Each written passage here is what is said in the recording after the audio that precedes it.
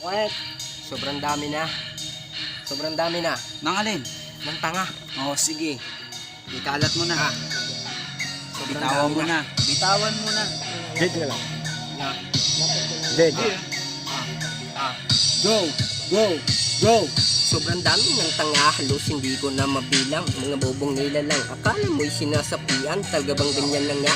O sadyang bilib na ba? Sa malaman na ako na nag-anin na mag-isa. Kaya tigilan magpitas sa mga dati kong tarya. Isang kalabit ng 25, isa ang matutumba. Kaya manahimik sa tabi, huwag nang subukan magbida. Tsaka nasubukan magbida kung kaya mo na mag-isa. Hayaan mo ang iyong sarili kung ano ang pipiliin. Basta kalmahan mo lang, malayo ang mararating. Pusigihin nga buti ng bagong saing hinahin. Pag nagawa mo sa sarili, ikaw na ang magaling. Pero wait, teka lang, mali pala ng inakala. Ako pala'y anghel na pinadala dito sa lupa upang alisin ang mga taong makapagkabang hinala. Ito'y utos lang sa akin ng mahal na si Bathala. Kaya tumigil at itigil ang mga dati na mitiin. Kung alam mo naman pala, salitang ibig sabihin. Huwag matakot sa taas, magdasal ka ng ama namin. Dahil dito sa mundo, madami ang napapaamin. Ama namin, naway sila ay iyong patawarin sa mga bagay na pinipilit pa nila na kintingin. Kaya payungan mo sila ng mga banal na salita para naman ay tumino at di maging aliga.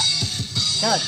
Ito na babanat na. Ito na ang bata na hingilumba. Ang pukin ng ina kasi ang dami nag-apila. Nung ako'y pumasok, ang dami nilang ito na binanat na pukin ng ina kasi mga batang brown na hindi uurong na ito. Ito na itataas ang aking mga amoo. Ito na hanggang sa pukin ng ina ninyo. Saludo ako sa mga oji ko nakakasi. Makukulit na kasi ang mga ibang tao. Wala akong pake sa kanila, binabanat nila.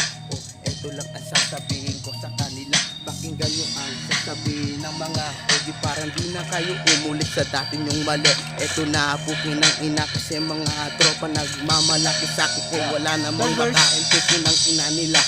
Nasaan sila nung kami umaangat? Wala naman sila, wala na akong masabi. Ipapasa ko na to.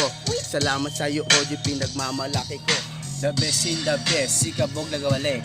Muling ni-reminisce kung gano'ng kalupit ni-represent sa all out. At muli nagtapo ang landas na minikido para makipagbuno sa lahat ng mga tote sa amin natin. Hindi makasabay sa kanta namin kaya hindi mate. Isi ka lang, relax ka lang at huwag kang kabahan. Sa pagbitaw ng kataga kasama ko si Hawan. Kaya mo ba sumabay? Kapit baka matangay na mariling mo si Kabog. Bakit biglang naglawan? Tanong handa ka na ba? Saluhin ang mga binibitaw, mga letra kung boy asa ka pa. Magsitabi na ang lahat pag kami dumating. Dahil lahat kayo'y basura sa aking paningin. 3CS bumibitaw, bawal bituan, pauwi kang ako sa dahong. Boy, wag bibitaw, basta't kumapit ka lang para hindi malaglag. TBS 13, hindi matitibag kasi kami solido. Bigyan ng respeto, punta kang Cavite, kami numero 1. Kapalag ka pa, wag ka na umapila kasi ang grupo mo tanga, hindi sabi uubra kaya stay put ka lang. Marami pang kasunod, kasama ko Cavite, all out, make some noise. Sa mundong mo paglaro, kailangan nyo lang kalmahan.